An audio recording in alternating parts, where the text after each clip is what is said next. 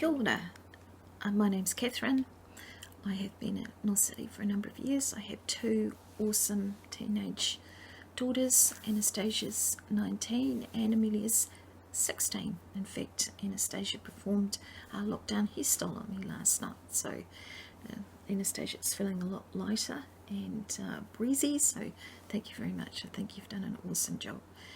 Hey, I've been asked to talk about a few things today around this whole lockdown theme. The first thing is, what has the situation meant to me and my whānau? How have I found or sustained hope and faith in the season? And lastly, what does community look like to me? How have I managed to be Jesus' hands and feet during this time? So really good questions. So I know some people have found it quite a challenge, but for us, we've felt a real bonding together, all three of us. We've been able to do some practical things outside. Personally, it's taken me away from the busyness. I've been able to dial down and just get away from the busyness and some of the distractions that are out there in the world. I think the recurring theme that keeps flowing through my spirit and my head has been around that whole word around reconnection. So that's happened on different levels. First of all, it's around that reconnection to place, to whenua. So as I've walked around the neighbourhood, I've started to pray for my neighbours, and that's been great. As I've gone to the park around the wider neighbourhood, that's been great too. I've really sensed the presence of God. But God is Creator God, and that's been great. But I've also, through stepping out into my local neighbourhood, I've felt a greater connection into the physical story within my local neighbourhood, into the whenua. So that's been great.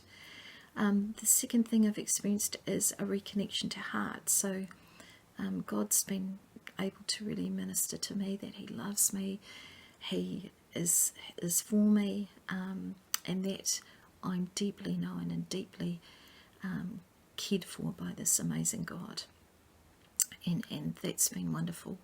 I've also felt a reconnection to whānau, and that's happened because soon after lockdown I decided I think it would be helpful if I joined a connect group. So even though I've been going to church every Sunday, I have felt a little bit disconnected over the last year. So I decided to join a connect group, and so I've experienced a greater sense of just feeling part of things, being loved and appreciated. So through being part of this connect group, so that's been great. So that brings me on to that second question I was asked: how have you found or sustained faith and hope in this season? So I've experienced a number of things. One is an online retreat that Donald kindly organised for some of us. I think the take-home thing I got out of that was just around hope. I learned that one of the definitions of hope is to take heed, take notice. So that was good during the retreat and after, because I've been more conscious of just hearing God's voice, taking notice of things around me, what people are saying and things like that, but also what's going on inside me, and especially around the things that maybe have been a bit of a challenge. So just around maybe a little bit of fear and anxiety. So acknowledging that helps me acknowledge the things that I need to put on the cross and give over to God. So that's great.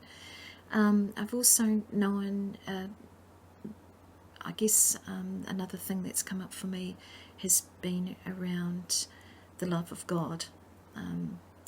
But the love of God, I've known, like the Māori word for love is aroha. So what I've learnt though is one of the aspects of aroha is restoring mana. So I've learnt this within this cultural grid of the Connect group that I'm part of. And so the way Restoring Mana is outworked is supporting whānau. It's around giving them a greater sense of self, giving them space, giving people space to heal and be restored, and when that happens, to feel a greater connection to the wider community. So I've experienced a small level of that, being part of the group, so that's been fantastic. That leads me on to the third part, which is what does community look like to me? How have I managed to be Jesus' hands and feet? And something that comes to mind quickly is a couple of weeks ago I had a young person that I know, and they were going through a bit of a challenging time during this lockdown period, and I was able to actively listen to their story and offer some hope, and because I offered some hope, help restore a little bit of mana to their situation, to them as a person. So that's great. And I guess in a wider context, I'm part of Red Cross. We currently have about 70 volunteers working remotely throughout Christchurch, so that's been great. We've delivered food and blankets and toys and things, but one of the families I'd like to briefly talk about is that's really inspired me is a family of 9.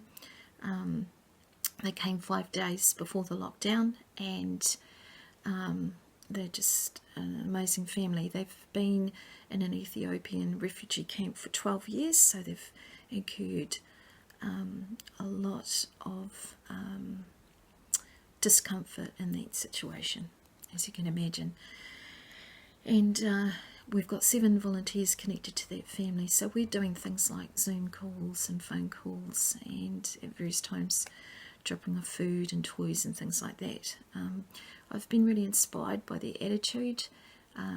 They have really loved so far being part of Christchurch society, and but in a lockdown way, and that's been fantastic.